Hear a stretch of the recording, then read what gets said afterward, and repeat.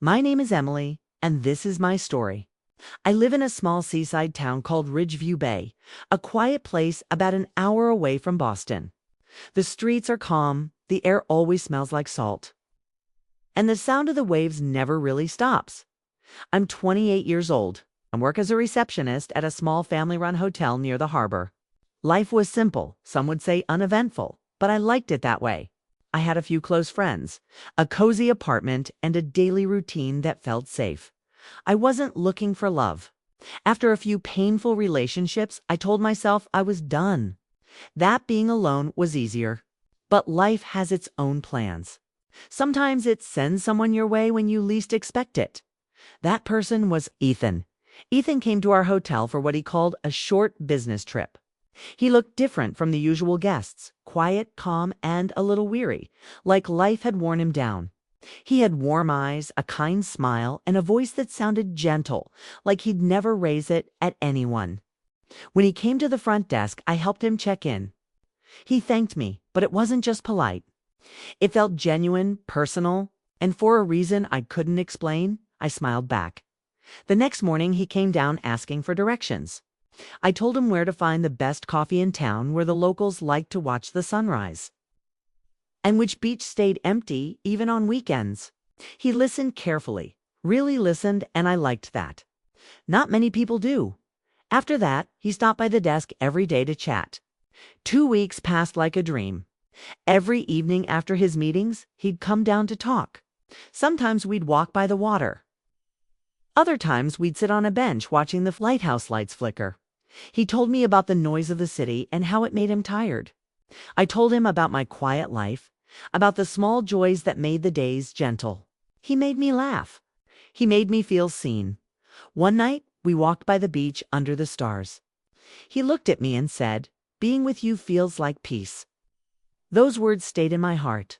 That night, I think I started falling for him when his 2 weeks were over. He left Ridgeview Bay, but we didn't stop talking. Every morning, he texted me. Every night, we talked on the phone. I missed him more than I ever thought I would. A month later, he came back, this time not to the hotel, but to a rented house near the harbor.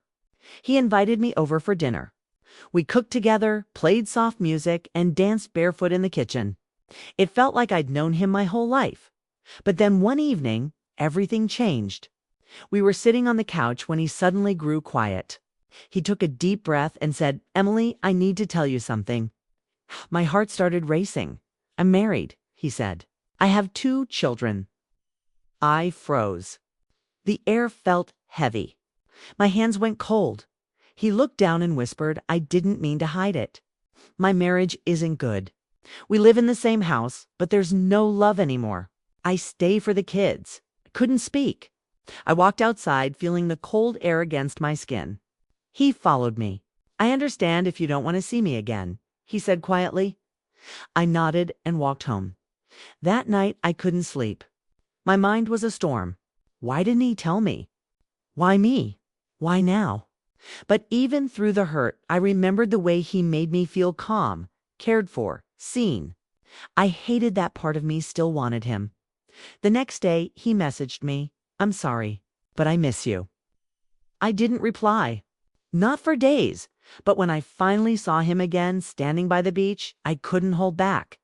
I told him I was hurt. He said he understood, no excuses, no lies. Just quiet honesty. And even though I knew it was wrong, I stayed. We continued in secret.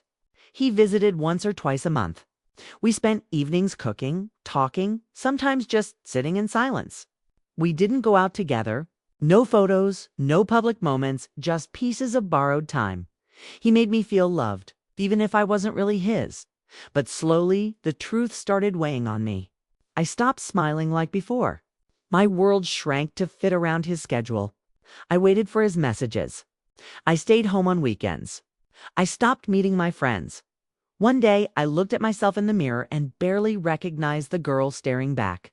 I whispered, "Is this love? Or just loneliness?"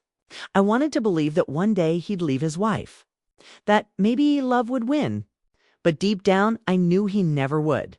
My friend Sophie, the only person who knew the truth, told me one night, "Emily, You deserve someone who loves you in the daylight, not someone who hides you in the dark. Her words echoed in my mind. The next time Ethan visited, I told him I can't do this anymore. I'm tired of being a secret. He looked down. I love you, Emily, he said softly. Then why don't you choose me? He didn't answer, and that silence was my answer. That night, after he left, I cried until I couldn't anymore. But for the first time, the pain felt honest, like I was finally free from a lie I had been living. The next morning, I walked to the beach. The waves crashed gently against the shore. The sky was pale blue, and for the first time in months, I felt calm. It took time, weeks, then months, but I healed. I went out with friends again. I started reading, writing, laughing. One evening, after a small writing class, I stopped by a bookstore.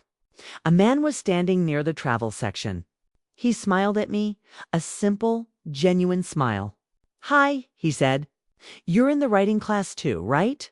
I'm Noah." We talked for a while. Nothing big, nothing dramatic, just simple and kind. Over the weeks, we talked more. Walked together after class. He never rushed me. He never asked about my past unless I wanted to share. One night, told him everything about Ethan, about how I lost myself. He listened quietly, then said, "You're stronger than you think, and you deserve someone who chooses you every day." That night, I went home with a quiet warmth inside me. Noah didn't try to fix me. He just stood beside me. Slowly, gently, he showed me what real love feels like. Open, honest, peaceful. Months later, sitting together, watching the sunset. I realized something. Love shouldn't hurt. It shouldn't make you hide. It should make you feel safe, like coming home. Looking back, I don't regret my past. It taught me that love without respect is not enough. That waiting for someone who won't choose you is just another way to lose yourself. But I found myself again. And in doing so, I found the kind of love I truly deserve.